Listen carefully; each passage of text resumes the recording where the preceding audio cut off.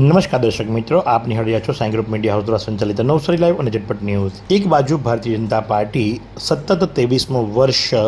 ઉજવી રહ્યું છે કન્યા કેળવણીનું અને પ્રવેશોત્સવનું, તો બીજી બાજુ આજરોજ કોંગ્રેસ પાર્ટી દ્વારા કોંગ્રેસ ગુજરાતમાં લાવશે છાત્રગુંજ નિમિત્તે એક પત્રકાર પરિષદનું આયોજન કરવામાં આવ્યું હતું। શિક્ષણના નામે ઉઘાડી લૂંટ, પેપર લીક અને પરીક્ષા કૌભાંડો તેમજ નીટ જેવી પરીક્ષાના પેપરો ફૂટવાથી લાખો યુવાનોના સપના તૂટી ગયા છે, જેનો અવાજ કોંગ્રેસ બનવા જઈ રહ્યું છે અને એ બાબતે છાત્રગુંજ કાર્યક્રમનું આયોજન અને જે નિમિત્તે આજે એક પત્રકાર પરિષદનું આયોજન કરવામાં આવ્યું હતું નવસારી જિલ્લા કોંગ્રેસ દ્વારા। નવસારી જિલ્લા કોંગ્રેસ દ્વારા સર્કિટ હાઉસ ખાતે પત્રકાર પરિષદનું આયોજન કરવામાં આવ્યું હતું, જેની અંદર જિલ્લા પ્રમુખ શૈલેષ પટેલ તેમજ વાંસદાના ધારાસભ્ય અનંત પટેલ અને નવસારી શહેરના પ્રમુખ દીપક બારોટ વગેરે ઉપસ્થિત રહ્યા હતા અને એમણે પત્રકાર પરિષદ યોજી હતી। પત્રકાર પરિષદની અંદર એમણે ભાજપની જે શિક્ષણ નીતિ છે અને જે શિક્ષણ નીતિના કારણે યુવાનો અને ખાસ કરીને જે બાળકો અત્યારે પરીક્ષાના ડરથી, કારણ કે પરીક્ષાનો ડર છે પેપર લીક થવાનો, કારણ કે પેપર લીક થવું એક હવે સામાન્ય બાબત બની ગઈ છે અને નીટ જેવી પરીક્ષાઓના પેપર લીક થઈ જાય છે ત્યારે લાખો વિદ્યાર્થીઓના સપનાઓ તૂટી જાય છે, જે નિમિત્તે એક પત્રકાર પરિષદનું આયોજન કરવામાં આવ્યું હતું। તો એ પ્રસંગે અનંત પટેલ શું જણાવે, ચાલો આપણે સાંભળીએ। આજે નવસારી જિલ્લા કોંગ્રેસ સમિતિ આયોજિત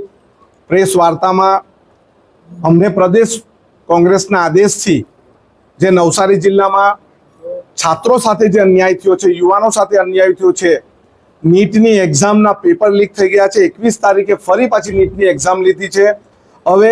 છાત્રો, વિદ્યાર્થીઓ, યુવાનો ફ્રી થયા છે, ત્યારે પ્રદેશ કોંગ્રેસના આદેશથી છાત્રગુંજ નામના કાર્યક્રમ નવસારી જિલ્લામાં અમે કરીશું। વિદ્યાર્થીઓ જેણે નીટની પરીક્ષા આપી છે, વિદ્યાર્થીઓ જે કોલેજમાં છે,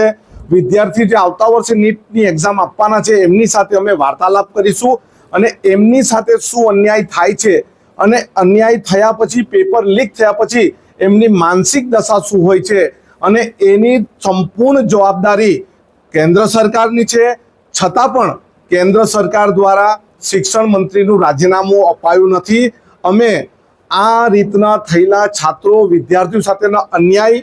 અમે લોકો સુધી લઈ જશું, રસ્તા સુધી લઈ જશું, જાહેર સભાઓ પણ કરીશું, કોલેજમાં પણ જઈશું, સ્કૂલમાં પણ જઈશું અને એમની સાથે અમે રસ્તા પર પણ ઉતરીશું અને એમને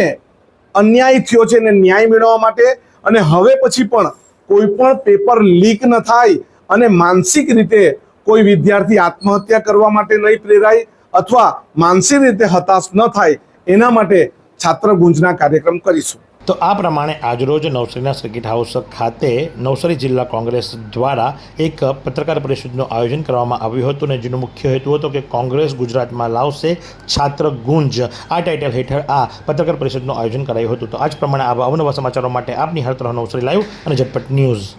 આ સુંદર સૃષ્ટિને નિહાળવા માટે હજારો લોકો પાસે દ્રષ્ટિ નથી અને એ ત્યારે જ શક્ય બને જ્યારે કોઈ ચક્ષુદાન કરે। તો તમારા સ્વજનો સાથે મળી એક સુનિશ્ચય લઈએ, ચક્ષુદાનને પરિવારની પરંપરા બનાવીએ। Visit Sant Punit Chakshu bank, Rotary eye institute Navsari, call 7069006329।